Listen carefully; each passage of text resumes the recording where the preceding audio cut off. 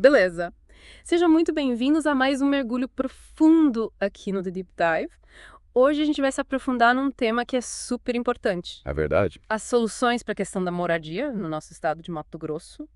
E a gente vai focar especialmente numa reunião que aconteceu lá em Arenápolis. E para a gente navegar nessa conversa, a gente tem trechos de áudio dessa reunião. Isso mesmo. E dá para ouvir políticos da região, autoridades de habitação, representantes da comunidade. Uma galera bem diversa trocando ideias sobre esse tema. Uma mistura boa. Uma salada. E a nossa missão hoje é realmente desvendar essa história.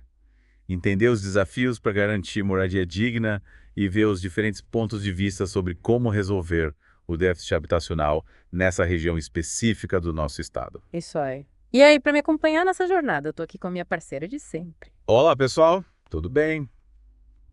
Pronta para a gente desvendar essa questão que afeta tanta gente. Asa na área e Val, do meu amigo.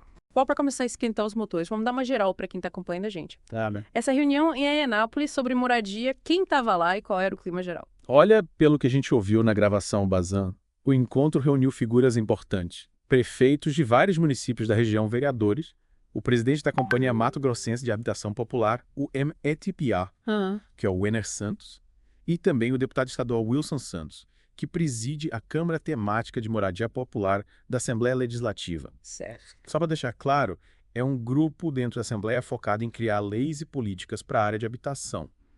Tinha também representantes de entidades como o CRIA e líderes das comunidades locais.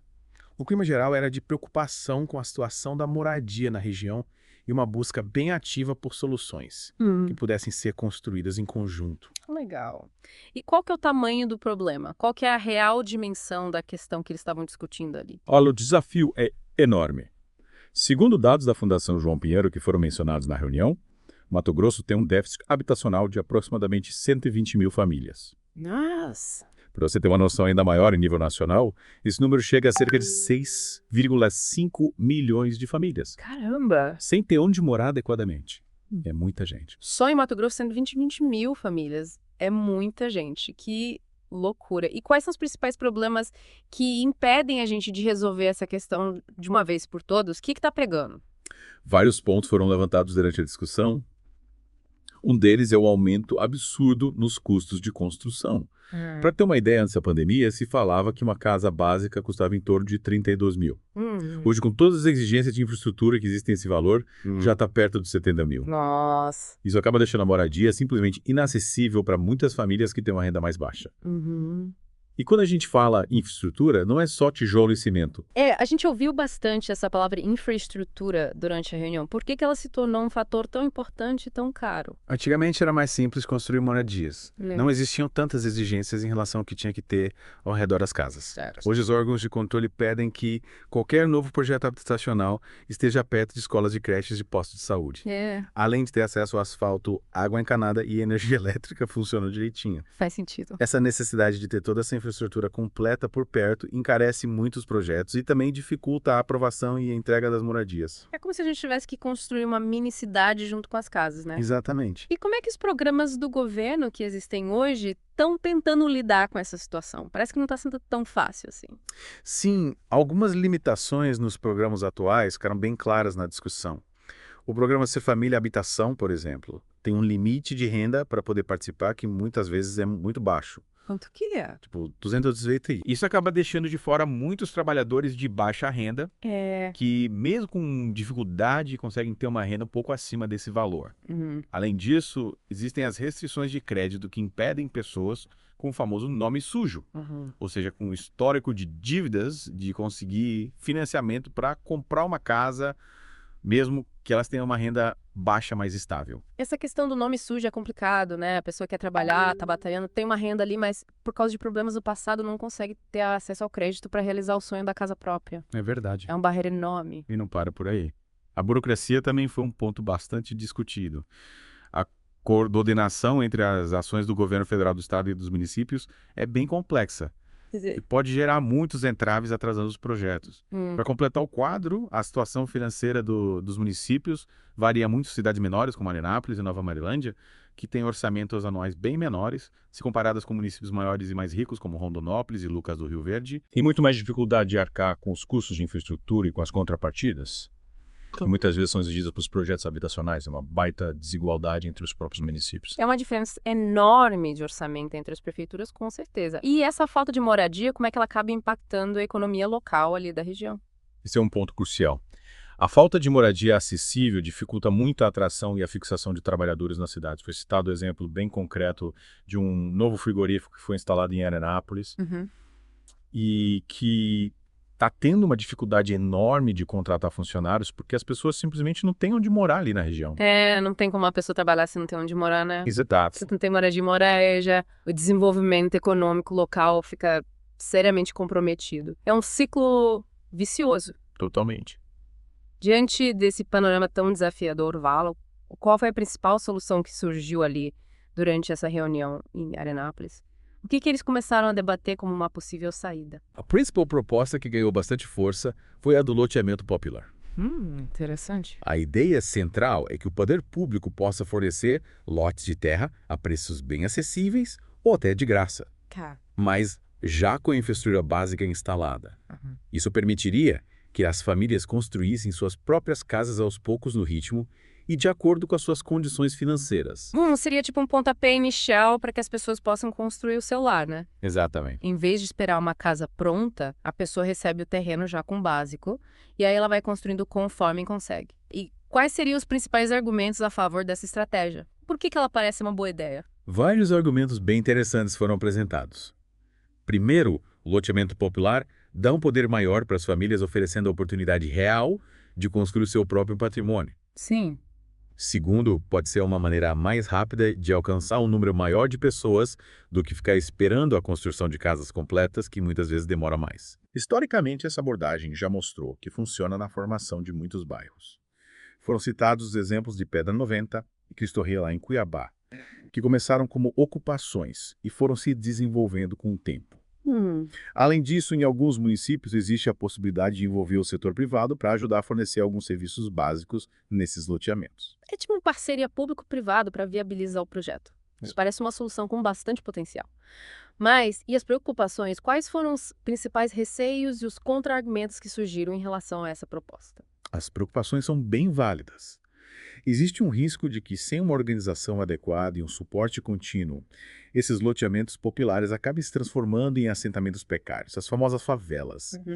Outro ponto importante é a questão financeira das famílias mais pobres, que podem ter dificuldade de arcar com os custos dos materiais de construção e da mão de obra, mesmo que o terreno seja de graça. É verdade. Por isso foi muito enfatizada a necessidade de oferecer subsídios e um apoio que vá além da simples doação do lote. Sim, tem que ter um acompanhamento para garantir que as famílias consigam realmente construir suas casas. Exatamente. E não podemos esquecer da importância de definir critérios bem claros. Com certeza. Para que as famílias realmente necessitadas sejam as beneficiadas, como mostrou o exemplo bem-sucedido de Lucas do Rio Verde. É um ponto crucial. Essa questão dos critérios é fundamental para evitar que a gente crie problemas no futuro. E o que foi proposto de concreto ali naquela reunião em relação a essa ideia do loteamento popular? O deputado Wilson Santos mencionou que ele tinha proposto uma emenda de 100 milhões ao orçamento do Estado. Nossa!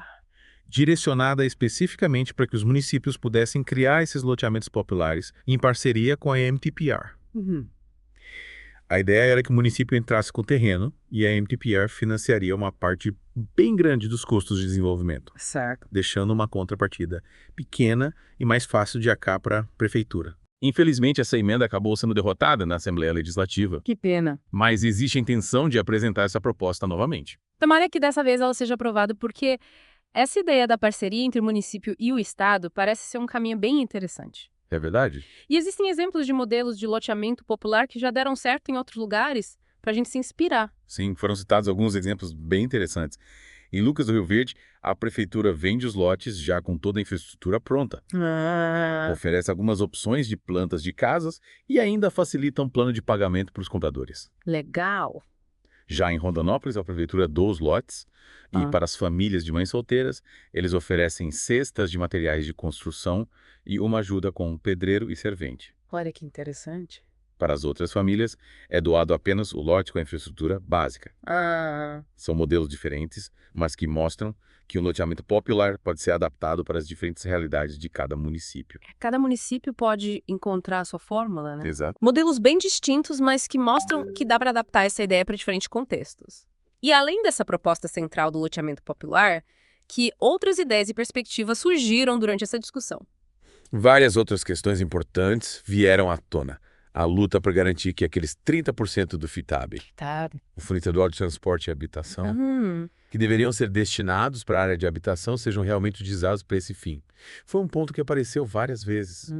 Também se falou sobre a possibilidade de criar parcerias entre o governo, as empresas e os municípios para construir moradias para os trabalhadores, especialmente no caso daquele frigorífico em Arenápolis que está precisando de gente. É verdade. A importância da assistência técnica de órgãos como o CRIA para ajudar as pessoas a construírem suas casas de forma segura e eficiente também foi mencionado. Essa assistência técnica é fundamental para garantir que as construções sejam feitas com qualidade e segurança, né?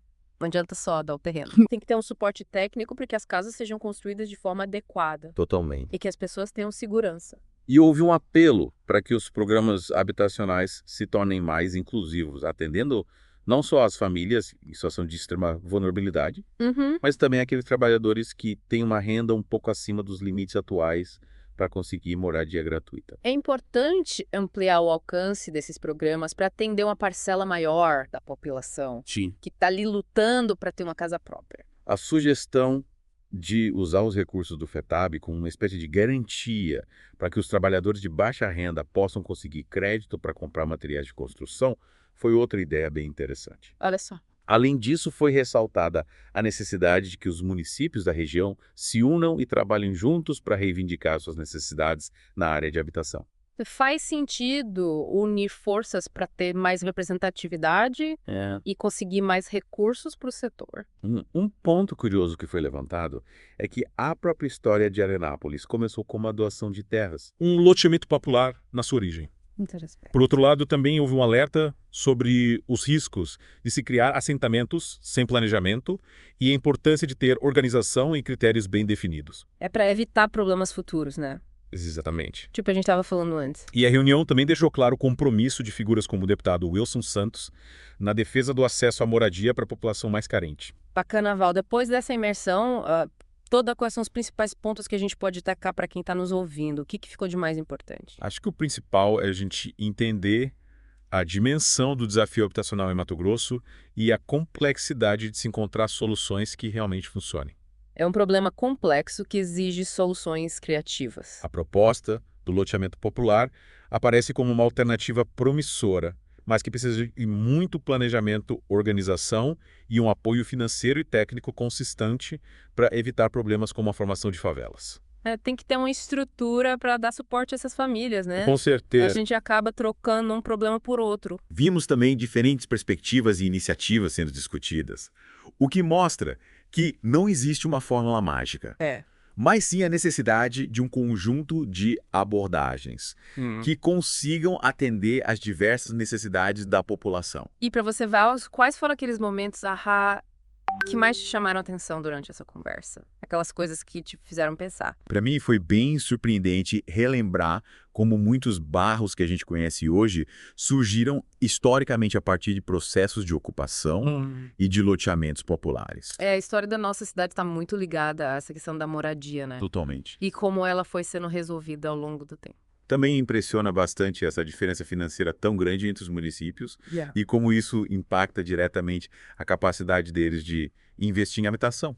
A desigualdade entre os municípios é um fator que precisa ser levado em conta na hora de pensar em soluções para a moradia. Sem dúvida. E, acima de tudo, a paixão e o engajamento de muitos líderes locais na busca por soluções para a questão da moradia são realmente inspiradores. É verdade. É legal ver que tem gente realmente comprometida em resolver esse problema. Sim. E para você que está nos escutando agora, o que mais te marcou nessa discussão? Boa pergunta. Qual abordagem te parece mais promissora? É para pensar. E como é que esses desafios e as soluções que foram apresentadas lá em Mato Grosso se conectam com a questão da moradia acessível em outras partes do Brasil? Essa é a grande reflexão que essa nossa conversa traz hoje.